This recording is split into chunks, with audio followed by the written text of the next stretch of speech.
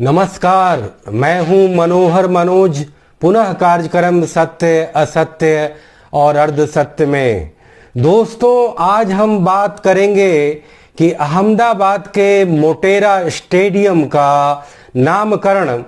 प्रधानमंत्री नरेंद्र मोदी के नाम से कर कांग्रेस पार्टी और बीजेपी के बीच बचा एक अंतर भी अब वह भी समाप्त हो गया है। दोस्तों, जिस तरीके से अहमदाबाद में बना दुनिया का सबसे बड़ा क्रिकेट स्टेडियम और इंग्लैंड के साथ हुए पहले मैच के ऐन वक्त पहले उसका नया नामकरण किया गया और वह नामकरण भारत के मौजूदा प्रधानमंत्री नरेंद्र मोदी के नाम से किया गया और उस नामकरण के कार्यक्रम का उद्घाटन करने वाले भारत के महामहिम राष्ट्रपति थे और उसके मुख्य अतिथि प्रधानमंत्री नरेंद्र मोदी के सबसे ज्यादा दाहिना हाथ कहे जाने वाले अमित शाह थे। दोस्तों, जिस तरीके से भारतीय जनता पार्टी के शासित शासन के द्वारा उनके प्रधानमंत्री कार्यकाल में एक स्टेडियम का जो नामकरण किया गया, वह कहीं न कहीं भारत में कांग्रेस पार्टी की एक लंबी एक तरह से जो रीति नीति थी कि वह अपने एक परिवार और कुछ चंद लोगों के नाम से देश के सारे बड़ी योजनाओं, कार्यक्रमों, भवनों, स्टेडियमों, पार्कों, विश्वविद्यालयों का नामकरण किया करती थी। और अब उस श्रेणी में कहीं न कहीं अब भारतीय जनता पार्टी भी आ गई है। दोस्तों, बताते चले कि जब भारतीय जनता पार्टी का देश के राजनीतिक पटल पर एक मुख्य विपक्षी दल के रूप में विकास क्रम हो रहा था, तो इस पार्टी ने सबसे पहले कांग्रेस के एक पार्टी और एक परिवार के चल रहे शासन पर तीखा हमला किया। इस पार्टी ने कहीं न कहीं कांग्रेस पार्टी में नेहरू गांधी फैमिली के वंशवाद पर हमला किया। इस पार्टी ने देश की तमाम योजनाओं, कार्यक्रमों, भवनों, पुरस्कारों के जवाहरलाल नेहरू, इंदिरा गांधी और राजीव गांधी के नाम से किए जाने वाले नामकरण का लगातार तीखा विरोध किया और कहीं न कहीं इस पार्टी के जो फंडामेंटल्स थे उसके खिलाफ भारतीय जनता पार्टी ने आंतरिक लोकतंत्र, सामूहिक नेतृत्व, वंशवाद का विरोध और कहीं न कहीं एक राजनीतिक नैतिकता और आदर्श की स्थापना पर जोर देने वाली पार्टी थी। लेकिन पिछले 7 साल के शासन में प्रधानमंत्री नरेंद्र मोदी की चाहे जितनी भी कमियां रही हों, चाहे उनका डिक्टेटोरियल एटीट्यूड इंदिरा गांधी से ही क्यों न तुलना किया जाता रहा हो, चाहे उनके शासन की शैली, चाहे वो जिस तरीके की ऑटोक्रेटिक क्यों न हो, चाहे उस पार्टी का कहीं न कहीं सांप्रदायिक पहचान की राजनीति से लवरेज होना, वह तो लगातार आलोचना का विषय रहा है। और नरेंद्र मोदी और अमित शाह के कार्यकाल में वह आलोचना बीजेपी को कहीं ज्यादा झेलनी पड़ी। लेकिन क्योंकि भारत की राजनीति तमाम पहचान की राजनीति की चैंपियन रही है, जिसमें जाति का सबसे ज्यादा बोलबाला देखा गया, जिसमें कि धर्म का भी बोलबाला था समय समय पर, प्रांत का भी था, भाषा का भी था, क्षेत्र का भी था, खानदानवाद का भी था, भावुकतावाद का भी था, जुमलों का भी था, आर्थिक पॉपुलिज्म का भी था, लोक लुभावन नारों का भी था और कहीं न कहीं वो सनसनी, उकसाऊं, भड़काऊं और चटकाऊं भाषण देने की जो शैली थी और रातों रात राजनीति में चर्चित होने की जो कला थी, वह भी भारतीय राजनीति में देखी जाती थी। लेकिन नरेंद्र मोदी के शासनकाल में भी भारतीय जनता पार्टी की संस्कृति में कम से कम यह देखा गया कि प्रधानमंत्री कभी पार्टी का अध्यक्ष नहीं बना। यह ठीक है कि नरेंद्र मोदी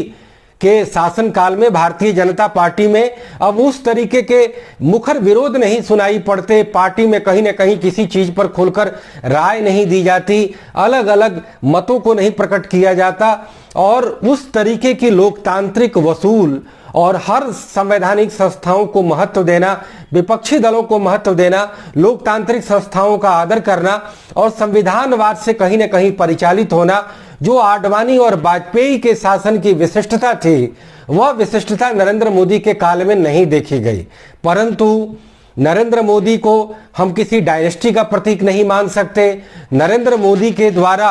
किसी तरीके के परिवारवाद के बढ़ावा देने की बात को नहीं स्वीकार कर सकते। नरेंद्र मोदी के द्वारा जितनी योजनाएं और कार्यक्रम शुरू किए गए उसमें प्रधानमंत्री उपसर्ग का जरूर चलन था, लेकिन कहीं से भी वह भारतीय जनता पार्टी के जीवित नेताओं के नाम से कोई योजनाएं और कोई कार्यक्रम का श्री गणेश नहीं कर रहे थे। कहीं न कहीं हमने पार्टी के आइडियोलॉग दीनदयाल उपाध्याय के नाम से कई योजनाओं की शुरुआत होते देखा। भारतीय जनता पार्टी के एक बड़े चेहरे जो अपनी ओजस्वी भाषण शैली के लिए विख्यात रहे और वह एक गैर कांग्रेसी रूप में देश के पहले प्रधानमंत्री बने, अटल बिहारी वाजपेयी, उनके नाम से भी कई योजनाओं का एक तरह से शुरुआत किया गया। उन्हें कहीं न कहीं एक तरह से भारत रत्न पुरस्कार से भी नवाजा गया। लेकिन भारतीय जनता पार्टी के जीवित नेताओं के नाम से किसी भी तरीके का अनुष्ठान, कार्यक्रम या कोई भवन की आधारशिला, कम से कम भारतीय जनता पार्टी में वह संस्कृति कांग्रेस की तरह नहीं देखी गई। यहां तक कि भारतीय जनता पार्टी के अभी जीवित पितृपुरुष लाल कृष्ण आडवाणी, जिनके नाम से अभी तक हमने भारतीय जनता पार्टी के न केवल केंद्र सरकार में बल्कि तमाम राज्य सरकारों में भी उनके नाम से हमने किसी योजना का, किसी कार्यक्रम का श्री गणेश होते नहीं देखा। जो लाल कृष्ण आडवाणी, जो भारतीय जनता पार्टी को फर्श से अर्श पे, जमीन से आसमान तक पहुंचाने वाले शख्स रहे हैं, जिन्होंने भारतीय जनता पार्टी की वो सारी वैचारिक क्लैरिटी को, वैचारिक कन्विक्शन को एक सबसे बड़े स्पोक्समैन के रूप में प्रस्तुत किया, जिन्होंने कि राष्ट्रवाद और छद्म राष्ट्रवाद, जिन्होंने सेकुलरवाद और छद्म सेकुलरवाद के बीच की विभाजन रेखा को स्पष्ट रूप से लोगों के सामने रखा और भारतीय जनता पार्टी को कांग्रेस के बरक्स एक मुख्य विपक्षी दल बनाने के लिए वो सारे प्रयास किए जो एक पार्टी के विस्तार के लिए किए जाते हैं। आज भारतीय जनता पार्टी न केवल शीर्ष पर पहुंची है बल्कि पुरानी सबसे बड़ी राजनीतिक दल कांग्रेस को भी पीछे छोड़ चुकी है और उस अभियान का एक तरह से मूल स्वरूप प्रदान करने वाले और उसके मुख्य अधिष्ठाता लाल कृष्ण आडवाणी थे। उनके नाम से मौजूदा बीजेपी सरकार, मौजूदा नरेंद्र मोदी नियंत्रित केंद्र सरकार ने अभी तक किसी भी तरीके की क्रेडिट देने का काम नहीं किया। यहां तक कि भी भारत रत्न पुरस्कार, भारत रत्न अवार्ड अपने धुर वैचारिक विरोधी कांग्रेस पार्टी के प्रणब मुखर्जी को दिया जाता है, नरसिंह राव को नहीं दिया जाता है कि जिन्होंने देश में कुछ हिस्टोरिकल लैंडमार्क डिसीजन लिए, चाहे वो नई आर्थिक नीति का था, चाहे पंजाब और असम के एकॉर्ड का था, चाहे इजराइल से डिप्लोमेटिक रिलेशन स्थापित करने का था, चाहे वो गैर नेहरू गांधी परिवार के पहले कांग्रेसी प्रधानमंत्री के रूप में 5 साल का पूरा टर्म करने को लेकर के था। लेकिन नरेंद्र मोदी को वो गवारा नहीं लगा, उन्हें प्रणब मुखर्जी ज्यादा अच्छे लगे, जो एक मीडियोकर पॉलिटिशियन थे कांग्रेस पार्टी के, सिवाय ये कि वह कांग्रेस के एक सीजन्ड पॉलिटिशियन थे जो कभी कहीं से चुनाव नहीं जीत पाए 2009 के चुनाव को छोड़ करके,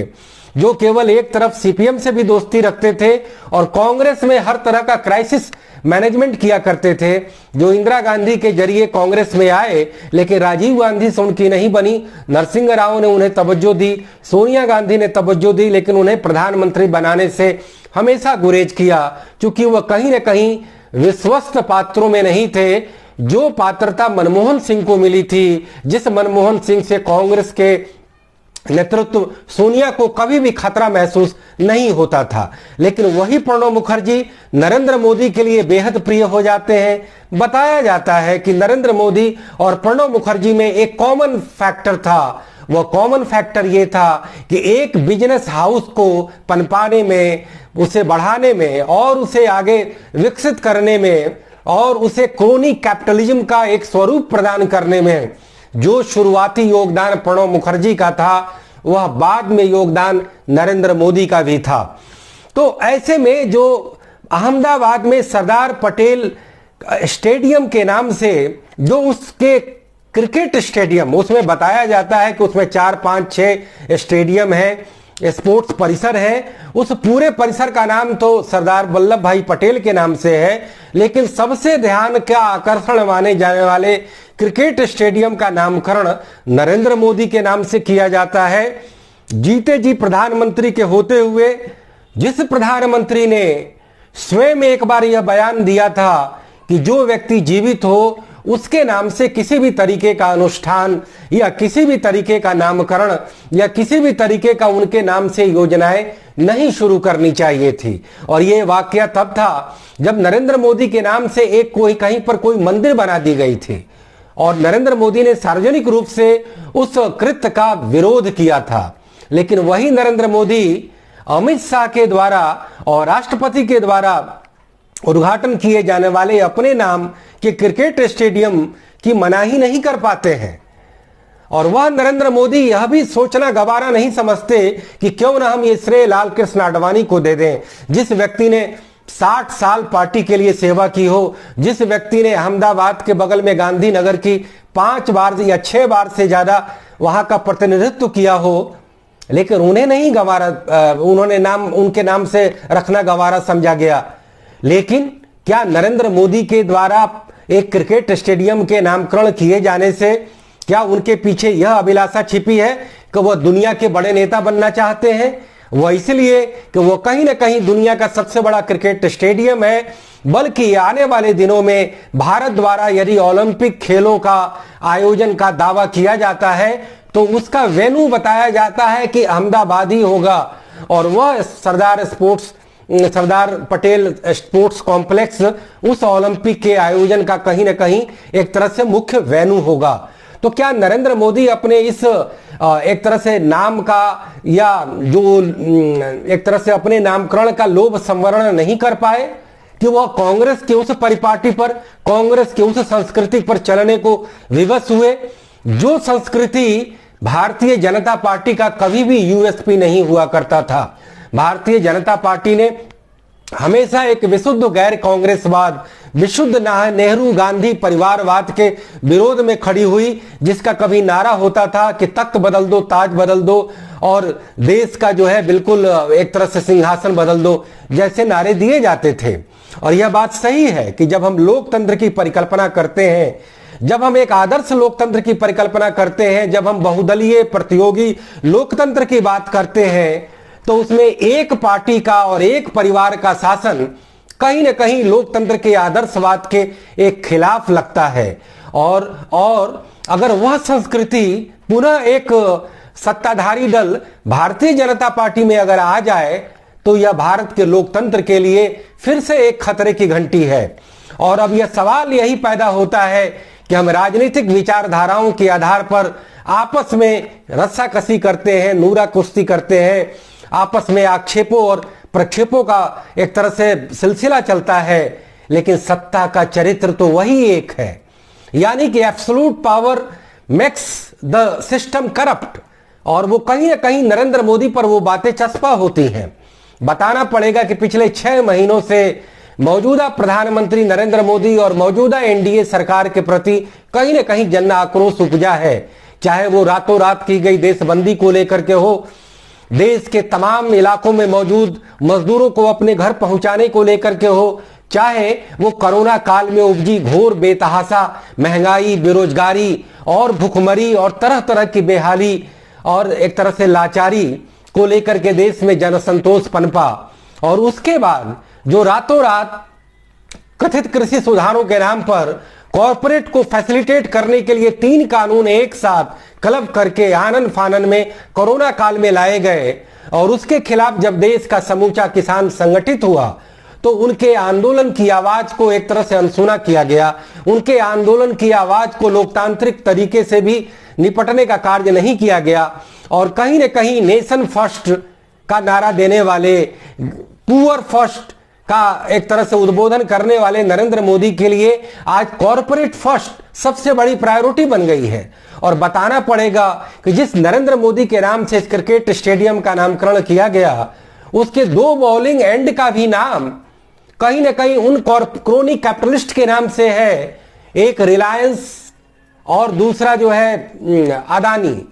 तो एक रिलायंस और अदानी समूह के नाम से दोनों एंड का भी नाम रखा जाता है। क्रिकेट स्टेडियम का नाम नरेंद्र मोदी रखा जाता है, जिस नरेंद्र मोदी पर हम दो और हमारे दो का तंज कसा जाता है। मैं ये कहता हूं कि कॉरपोरेट का गैर वाजिब विरोध बिल्कुल गलत है। हम कॉरपोरेट का विरोध तब करें जब वो कॉरपोरेट करप्शन में इंडल्ज हो, जब वह कॉरपोरेट क्रोनी कैपिटलिज्म के जरिए पोषित होता हो, जब वह कॉरपोरेट को एक तरह से बैक दरवाजे से सरकारों के द्वारा प्रश्रय दिया जाता हो, जब वह कॉरपोरेट जो जिसके तमाम आर्थिक अपराधों को बैक चैनल से एक तरह से माफ कर दिया जाता हो, तब वो चीजें गलत है। अन्यथा कॉरपोरेट के सीधे सीधे विरोध करने का जो ये फैशन है वो कहीं से उचित नहीं है, क्योंकि देश में, देश की अर्थव्यवस्था में और देश के जनजीवन में और देश के समाज में सभी फैक्टर का योगदान होता है, चाहे वो किसान हो, मजदूर हो, नौजवान हो,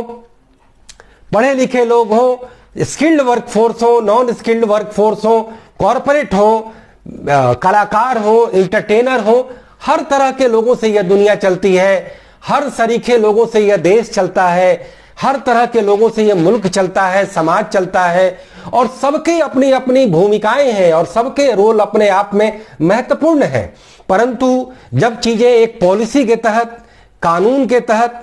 आदर्श के तहत, सिद्धांत के तहत और एक स्ट्रॉन्ग हाई मोरल ग्राउंड के तहत जब चीजें नहीं चलाई जाती हैं, तब आरोप लगना स्वाभाविक है। और हम एक लोकतंत्र के समाज में जीने के अभ्यस्त हो चुके हैं, जहां स्वतंत्र विचार, अवसर की समानता और सब लोग एक समान हैं कि इस परिपाटी और इस सिद्धांत में जब हम रचे बसे हों, जिसमें हमारा मानसिक और बौद्धिक विकास हुआ हो, वहां अगर इस तरीके की हरकतें की जाती हैं कि देश के प्रधानमंत्री के नाम से देश के बड़े क्रिकेट स्टेडियम का नामकरण कर दिया जाता है, जबकि उसका ऑलरेडी नाम सरदार वल्लभ भाई पटेल के नाम से था, जब हमारे पास बीजेपी के एक बहुत बड़े शीर्ष नेता लाल कृष्ण आडवाणी जैसा शख्सियत मौजूद है, उसमें नरेंद्र मोदी का यह नामकरण किया जाना, क्या यह नरेंद्र मोदी में कहीं ना कहीं एक असुरक्षा की भावना को दर्शाता है? क्या नरेंद्र मोदी को लगता है कि अब हमारा देश में जो हमारे हर गलत काम को भी यह देश स्वीकार कर लेता था, नोटबंदी, जीएसटी, देशबंदी को गाहे बगाहे देश ने एक तरह से अनसुना कर दिया था, लेकिन अब किसानों को लेकर के जो असंतोष पनपा है, अब तमाम लोग भी इस बात को एक्सेप्ट करने लगे हैं कि हाँ, किसानों के साथ बरसों से बदहाली चल रही है, उनका शोषण होता है, उनको औने पौने दाम में उनके उत्पादों का दाम दिया जाता है, और आज वह समस्या से देश बाखबर होने लगा है, जबकि सरकारें बेखबर हैं। ऐसे में इस नरेंद्र मोदी की वह जीवटता, एक मजबूत नेतृत्व जो अंतर्राष्ट्रीय और राष्ट्रीय मंचों पर एक मजबूत नेतृत्व को दर्शाता है, जिसका कोई विकल्प हमारे सामने नहीं दिखता था, आज वह नरेंद्र मोदी जिस तरीके से अपने जीते जी एक क्रिकेट स्टेडियम के नामकरण के कृत्य को एक तरह से स्वीकृति प्रदान करते हैं, वह कहीं न कहीं उनके उस तानाशाही एक तरह से उनके चरित्र पर, उसके तमाम बहुआयामी फलक पर एक और नए फलक जोड़ता है। अभी तक तो यह माना जाता था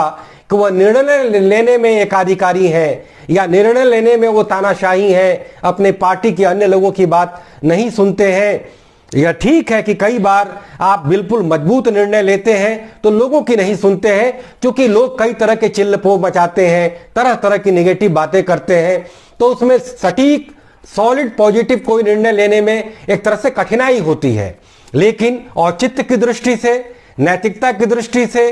उसके प्रभावशीलता की दृष्टि से जब आप कोई गलत फैसले लेते हैं जिसमें आपका कहीं ना कहीं एक तरह से बैड इंटेंशन दिखाई देता है, जब आपका किसी के प्रति सॉफ्ट कॉर्नर साफ साफ दिखाई देता है, तो आप उसको हर समय अपने पॉलिटिकल मैनेजमेंट से, हर समय अपने तमाम गुर्गों की मदद से, हर समय अपने सोशल मीडिया में